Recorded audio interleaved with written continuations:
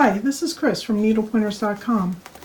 Recently I've been working on these Octagon Splendor Placemats using a design by Kreative Kiwi. I really like Kreative Kiwi's placemat designs because you can make a placemat that's larger than your hoop size and have it completed entirely in the hoop. This is a different one that I completed a few years ago, and this is a swirly placemat. This placemat, I have stitched the first three sections, here, here, and here. And I am going to be stitching the last section, and I thought it might be good to do a video on how you join the sections together and how to finish the center of these placemats. So if you're interested in doing a design like this by Kreative Kiwi, this will give you some tips on how to do the joining and how it's completed. Kreative Kiwi's designs all include a PDF photo tutorial of the project, and those are very detailed and very helpful in stepping you through the entire process of making these placemats. So don't be afraid to purchase one of these patterns and try it out. Since I'm working on my last section of the table topper, I have to make sure I load the correct file. For this pattern, there are two sections that say Life U on them, and they look very similar. You can see a darker line here on both sides. That's the last section because it has the two finished sections. And after this is all stitched, it will join the whole circle together. So as you can see, I'm in the middle of stitching the last section of this placemat. I'm at the step where I'm going to join. The steps with the joins are usually indicated with a short section that you can tell is right at the end, and it's going to stitch the one side. I did forget to mention that when you're trimming around your previous pieces, it's very important to trim closely and make sure you get all the batting trimmed nicely up to the line, the stitching line that's on the edge of the piece. The middle of these placemats is always finished as the last hooping. So this placemat has 5 hoopings in order to finish the whole thing in the hoop. So here's the two pieces next to each other, and these two areas are going to go together. And in the instructions it says to butt them up against each other. When I've done all of mine, I tend to like to actually overlap the edges just slightly. I mean, it's like not even 1/8 of an inch that I'm overlapping. It's just a very slight overlap to maybe line up the lines, this below line with the top line. Kreative Kiwi also recommends to slow down this machine speed so it doesn't go too fast. Now, I like to just hold it in place. If you don't feel comfortable doing that, you can always use some machine embroidery tape to hold it in place.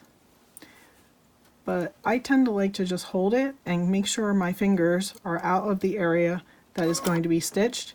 I'm just kind of holding in place the fabric and going along with the machine as it moves back and forth. And as you're watching it, just make sure that the zigzag is going over the edge and catching.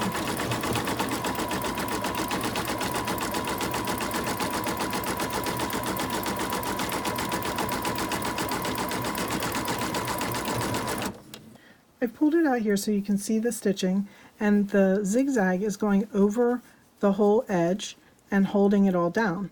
Now if you do this and it's not in place correctly and you didn't zigzag over the entire edge, then you can always take it out here and try it again.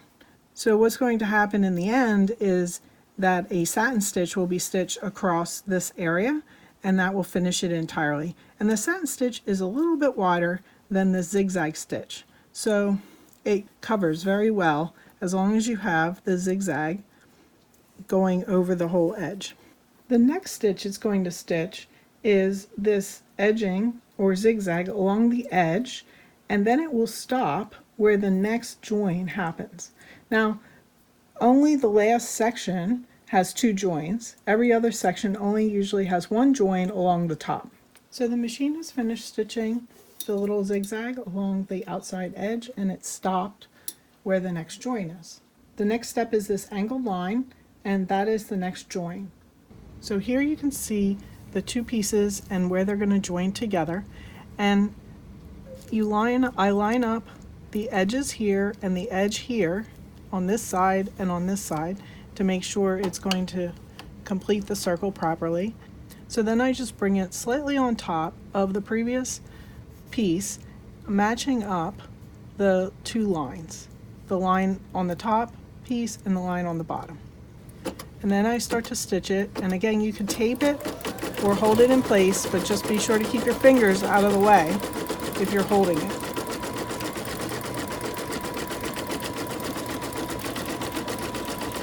And I'll make sure the machine's allowed to move back and forth as it's supposed to. So there's the last join completed. Next, I'm going to finish stitching the satin stitches around all of the pieces here, and that will complete the last section of the circle. Then I will hoop some more water-soluble stabilizer and start the center piece. So I'll be back when I'm ready to join the center piece into the hoop. I'm to the point where I'm going to join the placemat to the center, which is in the hoop right now. Here's the next stitch, which is just two sides of the octagon. To make it easier, Kreative Kiwi separates the stitching of the sides to the center into different sections so that it's easier to get it lined up and around the whole thing.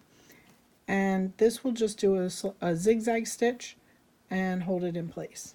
So there's the center in the hoop, and it's ready for the placemat to be added on. And for doing this, we do the same thing that we did when we lined up the wedges and the other sides. I put it so that it's just over top of the edge of the placemat, where the two lines, the line on the placemat center and on the placemat itself, are kind of lined up. And you want to match the corners so they go around. And this first stitch is going to stitch from here over to here. Once you have it in place, you can start to stitch. And again, you can use some tape or hold it with your fingers, but be sure to keep your fingers out of the way. And let the machine move the fabric as it needs to. So there you can see the first is attached, and the zigzag stitch is going over the edge nicely.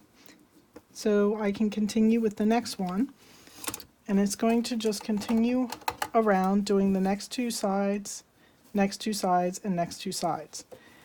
And as you're going along, you can kind of move the fabric to get it into the proper position and then stitch. So there's the first two sections stitched. I'm going to continue and stitch the other sections in the same way.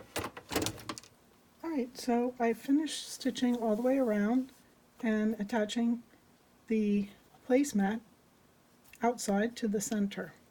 The last step for this design is to do the satin stitching around the outside, and then it will be all finished.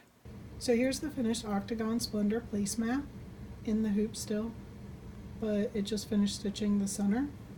I hope you enjoyed seeing how to join the sections for one of these Kreative Kiwi placemats. Like and share our videos, and if you're not a subscriber, subscribe to our channel so you won't miss future videos. Help us spread our videos by sharing them with your friends on Facebook, Twitter, Pinterest, and Instagram. Visit our website, needlepointers.com, for lots of other machine embroidery tutorials and free projects. While you're there, sign up for our free weekly newsletter so you won't miss new tutorials. Happy sewing!